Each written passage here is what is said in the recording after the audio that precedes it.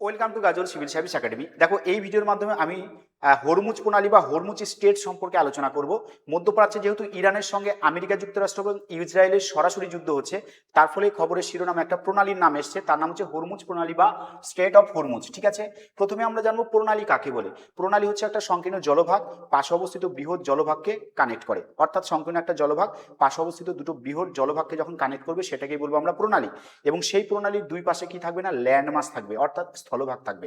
এই প্রণালীগুলো কিন্তু বিশ্ব বাণিজ্যের ক্ষেত্রে, বিশেষ করে জাহাজ পরিবহনের ক্ষেত্রে ভীষণ ইম্পর্টেন্ট। কোনো কারণে এই প্রণালীগুলোকে যদি সাময়িকভাবে বন্ধ করে দেওয়া হয়, তাহলে কিন্তু বিশ্ব বাণিজ্যের উপর কিন্তু ব্যাপক প্রভাব পড়ে। তো সেরকমই পরিস্থিতি তৈরি হয়েছে।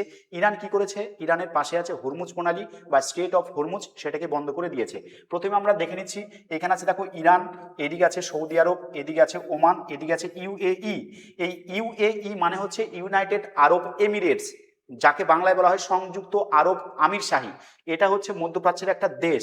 আর একটা ইউএসএ মানে হচ্ছে ইউনাইটেড স্টেটস অফ আমেরিকা, অর্থাৎ ওটাকে আমরা আমেরিকা যুক্তরাষ্ট্র বলবো। ঠিক আছে, তো এইদিকে দেখো ইরান, আর এইদিকে দেখো ইউএই আছে, ওমান আছে, কাতার আছে, সৌদি আরব আছে, কুয়েত আছে, ইরাক আছে।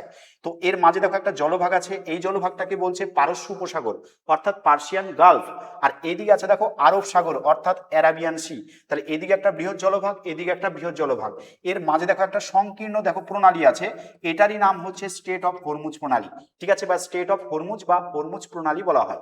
এইটার এতটাই ইম্পর্টেন্ট যে গোটা পৃথিবীর কিন্তু খনিজ তেল রপ্তানির একটা হটস্পট এই জায়গাটা। এইখানটা দিয়ে যদি না পার হয় জাহাজ, তাহলে কিন্তু খনিজ তেল পৃথিবীর বিভিন্ন দেশে পৌঁছাতেই পারবে না।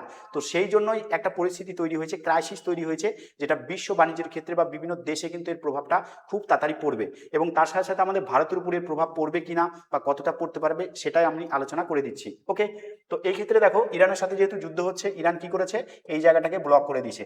তার ফলে এই সমস্ত দেশগুলো থেকে কিন্তু যে খনিজ তেল যাচ্ছিল জাহাজে করে, সেই জাহাজগুলো কিন্তু এই পারস্য উপসাগরে কিন্তু সব আটকে গেছে। ঠিক আছে, সেই জাহাজগুলো কিন্তু যেতে পারছে না। বিশেষ করে দেখো, আমি এই বড় ম্যাপটাতে দেখিয়ে দিচ্ছি। এখানে আছে ইরান, এই যে প্রণালীটা, এইটার নাম হচ্ছে হরমুজ প্রণালী। এটা আছে পারস্য উপসাগর, এদিকে আছে আরব সাগর। ঠিক আছে, তো এইদিকে ইরানের আশেপাশে দেশগুলো দেখো, ইরাক আছে, সৌদি আরব আছে, তুর্কি আছে, ঠিক আছে, তারপর তোমার ওমান আছে। তো এরকম ছোট ছোট দেশগুলো কি করে, তারা খনিজ তেল উৎপাদন করে। আর আমরা জানি যে পৃথিবীর খনিজ তেল কিন্তু বেশিরভাগটা এখানেই উৎপাদিত হয়, মধ্যপ্রাচ্যে, তাই না? এই মধ্যপ্রাচ্যের দেশগুলো কিন্তু তাদের অর্থনীতি টোটালটাই নির্ভর করে খনিজ তেল রপ্তানির উপরে। ঠিক আছে, ওদের দেশে কৃষিকাজ আমাদের মতো উন্নত নয়, শিল্পেও কিন্তু তারা উন্নত নয়, কিন্তু খনিজ তেল যেহেতু গোটা পৃথিবীকে পৃথিবীর বিভিন্ন দেশে খনিজ তেল ছাড়া চলবে না, এরা কিন্তু খনিজ তেলগুলোকে পৃথিবীর বিভিন্ন দেশে সাপ্লাই করে।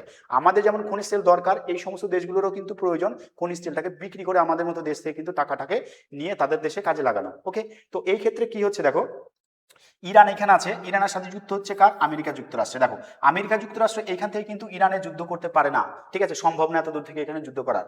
ঠিক আছে, আমেরিকা যুক্তরাষ্ট্র অনেক বছর থেকে কি করেছে, ইরানের আশেপাশে যে দেশগুলো আছে ছোট ছোট দেশ, সেই সমস্ত ছোট ছোট দেশে ছলে বলে কৌশলে বিভিন্ন মিলিটারি বেস কিন্তু বানিয়েছিল। সেই মিলিটারি বেস থেকে কিন্তু বর্তমান সময়ে বা এখন ইরানের সঙ্গে কিন্তু যুদ্ধগুলোকে চালাচ্ছে। এবং তার সাথে সাথে ইসরায়েল আছে এখানে, ছোট্ট একটা দেশ, ইসরায়েল থেকে কিন্তু সরাসরি ইরানের সঙ্গে যুদ্ধ হচ্ছে। ওকে, তো এই পরিস্থিতিতে এই মধ্যপ্রাচ্য কিন্তু একটা হটস্পট বা হট জোনে পরিণত হয়েছে। যে কোনো সময় যে কোনো দেশের মধ্যে মিসাইল গিয়ে পড়ছে, এবং তার সাথে সাথে যে কোনো দেশ বিভিন্ন যে কোনো সময় কিন্তু অন্যান্য দেশের সাথে যুদ্ধেও জড়িয়ে যেতে পারে, বা সেরকম পরিস্থিতিটাই তৈরি হয়েছে। তো এরই মধ্যে কি করেছে ইরান, তোমার হচ্ছে এখানে কিন্তু এই হরমুজ প্রণালীটাকে বন্ধ করে দিয়েছে। এর ফলে আমাদের ভারতবর্ষে কিন্তু এই প্রণালীর মধ্য দিয়ে প্রায় 25% খনিজ তেল কিন্তু আমাদের ভারতবর্ষে আমদানি করা হয় এই প্রণালীর মধ্য দিয়ে। মোট কথা, ভারত কিন্তু শুধুমাত্র একটা দেশ থেকে খনিজ তেল আমদানি করে না, এই মধ্যপ্রাচ্যের যে দেশগুলো আছে সেখান থেকে তো খনিজ তেল আমদানি করে। তার সাথে সাথে রিসেন্ট কয়েক বছর থেকে কিন্তু ভারত কোথা থেকে না, রাশিয়া থেকে কিন্তু খনিজ তেল আমদানি করছে, এবং আমেরিকা যুক্তরাষ্ট্র থেকেও কিন্তু ভারত খনিজ তেলগুলোকে আমদানি করছে। ওকে, তাই ভারত এমন একটা দেশ শুধুমাত্র মধ্যপ্রাচ্যের উপর কিন্তু ডিপেন্ডেন্ট না। এই পরিস্থিতিতে যে সমস্ত দেশ মধ্যপ্রাচ্যের উপর ডিপেন্ডেন্ট হয়ে খনিজ তেলগুলো আমদানি করছিল, সেই সমস্ত দেশে কিন্তু হিউজ এনার্জি ক্রাইসিস তৈরি হতে চলেছে।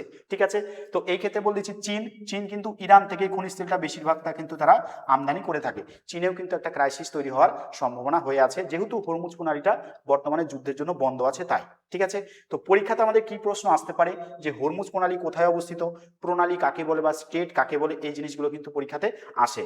এবং তার সাথে সাথে আরেকটা জিনিস বলে দিচ্ছি, এই সমস্ত জায়গার খনিজ তেলগুলো কিন্তু পৃথিবীর বিভিন্ন দেশে, আফ্রিকা বলো, আমাদের এশিয়ার বিভিন্ন দেশে বলো, তারপর তোমার হচ্ছে এই সমস্ত দেশগুলোতে কিন্তু রপ্তানি হয়ে থাকে। ওকে, ভিডিওটি এই পর্যন্তই। ভালো লাগলে অবশ্যই কমেন্ট করবে। ধন্যবাদ সবাইকে।